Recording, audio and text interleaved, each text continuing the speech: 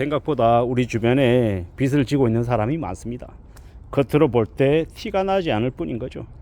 그 사람의 씀씀이, 그 사람이 타고 다니는 차, 이런 것들만 봤을 때는 되게 여유롭고 되게 부자인 것처럼 느껴질 때가 많습니다. 근데 빚 좋은 개살구라고 껍데기만 그렇지 실속은 그러지 못하는 경우가 상당수입니다.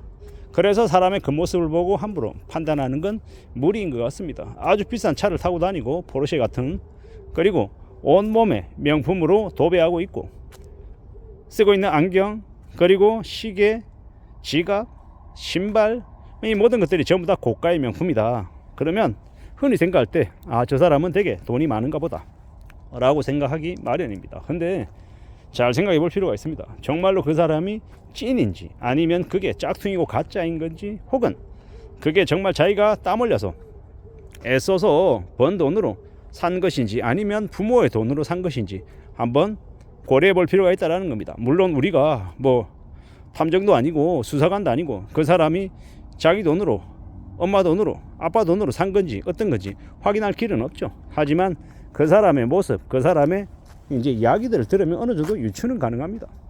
저 사람이 형편이 좀 넉넉한 편인지, 아니면 허세충인지, 정말 실속이 있는 사람인지 어떤지를 말입니다.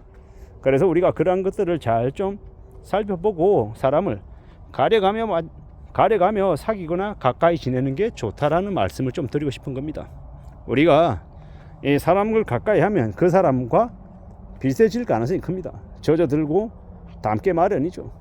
그래서 우리가 사람을 잘 만나야 된다고 얘기합니다. 어렸을 때 부모님들이 우리에게 무슨 얘기합니까? 친구 잘 사귀어야 된다고 얘기하죠. 사고 쳐서 학교에 불려가면 부모님들이 보통 뭐라고 얘기합니까? 얘가 되게 착하고 괜찮은데 친구를 잘못 사귀어서 이렇게 삐뚤어졌다라고 얘기합니다. 근데 실제로는요, 삐뚤어진 놈들끼리 만난 거죠. 근데 삐뚤어진 놈도 옆에 착실한 사람이 있으면 그 삐뚤어짐이 좀 덜 할 수도 있다는 겁니다. 탐욕 덩어리에 욕심을 덕지덕지 가지고 있는 녀석들이 모이면 맨날 무슨 얘기 하겠습니까? 투기할 생각하고 욕심부릴 생각하고 남의 뒤통수 쳐서 쉽게 돈 벌 생각만 하겠죠. 근데 착실하게 사는 사람, 건실하게 사는 사람 옆에 있으면요, 같이 똑같이 열심히 살고 성실히 사는 사람으로 이제 살아가는 거죠. 누가 어떻게 산다더라, 쟤는 현금이 20억이 되더라, 10억이 되더라, 제가 사는 집이 아파트가 40억 되다더라, 이런 얘기하면 어떻게 봐야 됩니까? 저렇게 얘기하는 놈들은 되게 가벼운 사람, 되게 뭐라고 해야 됩니까? 성실하지 못하고 그런 것에 빠져 사는 욕심 덩어리일 가능성이 크죠. 그저 그런 것보다 좀 성실히 착실하게 열심히 살아가려 하고, 좀 일상생활에서 소중하게, 뭐가 소중하게? 가족들 소중하게 생각하고, 소비를 적절하게 하고 절약하고 살고 건전하게 사는 사람들 있잖아요. 그런 모습을 갖추고 사는 이가 주변에 있고, 그런 사람들이 내 가까이 있다라고 하면 나의 삶이 좋아질 가능성이 크죠. 그래서 우리 주변에 좀 경제적으로 여유가 있는 사람, 안정된 사람이 많아야 되는 거고, 또 빚에 허덕이며 되게 궁핍하게 사는 사람이 많으면요, 자신도 모르게 그렇게 된다라는 겁니다. 궁핍하게 살고 빚에 쫓겨서 채권 추심 당하는 사람은요, 마음이 불안정할 수밖에 없죠. 되게 쫓기게 되고, 은행에 가서 돈 빌려야 되고, 돈이 부족하면 어떻게 됩니까? 다른 가까운 사람들에게 손 내밀 수도 있고, 좀 여러 가지 혼란스러운 일들이 생길 수 있다라는 겁니다. 그런 것들을 잘 좀 봐야 되는 거죠. 세상에 있잖아요, 빚지고 안정적인 삶을 살 수 있는 사람은 잘 없습니다. 빚쟁이가 되면요, 채권 추심 당하죠. 매일 빚 갚으라고 전화 독촉 전화 받으면요, 위축이 되는 거죠. 쫄리는 거죠. 그렇게 살면서 삶이 안정되고 일을 열심히 하고 승진하고 돈을 많이 벌 수 있다? 쉽지 않은 이야기입니다. 어려운 이야기입니다. 그리고 빚지고 자신이 이자가 얼마인지, 갚아야 되는 원금이 얼마인지 모르고 연체가 되고 하면요, 사실상 관리가 안 되는 사람인 거죠. 관리를 못하고 있는 거죠. 그렇게 살아가면요, 그렇게 지내면요, 인생이 제대로 올라가기 어렵다라는 거, 매우 이제 답답해질 거다라고 보면 맞죠. 그래서 우리는 좀 더 조심하고 살아가야 되고, 좀 더 유의해야 되고, 좀 더 신중하게 살아갈 필요가 있다라고 저는 생각합니다. 지금의 시대를 우리가 살아가고 있는데, 우리가 경험하고 우리가 헤쳐나가야 되는 현실들은 절대 녹록지 않다. 겉으로 볼 때는 전부 다 수십억짜리 아파트에 살고 비싼 외제차 끌고 다니고 온몸이 명품으로 도배가 되어 있고 되게 멋있게 살고 되게 폼 잡고 지내는 것 같지만 실상은 빚쟁이일 수 있다는 겁니다. 빚 좋은 개살구일 수 있다는 겁니다. 우리가 살아가는 현실이 생각보다 이 진실이 아닌 가짜로 포장이 되어 있는 경우가 많더라는 것. 그래서 진짜와 가짜를 잘 구분해 할 수 있는 그런 안목이 우리에게도 필요한 것 같습니다.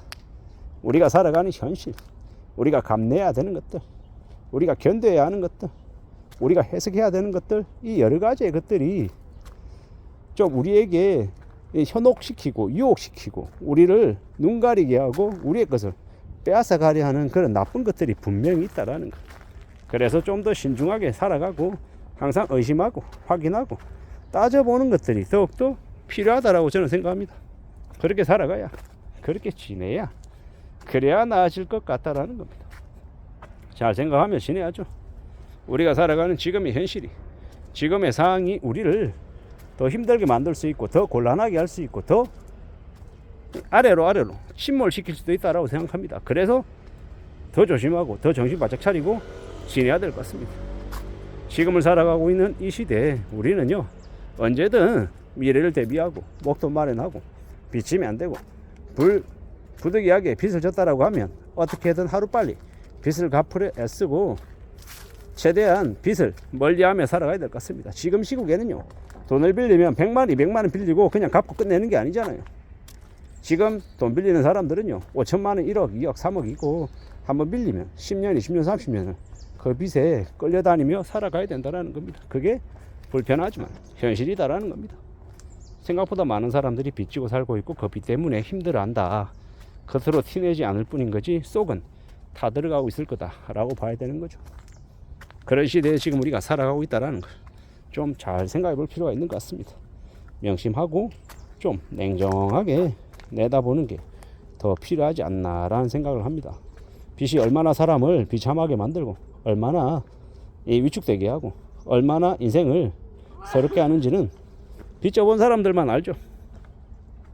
저는 이제 과거에 빚이 500만 원인데도 그 500만 원이 쉽게 안 갚히더라고요.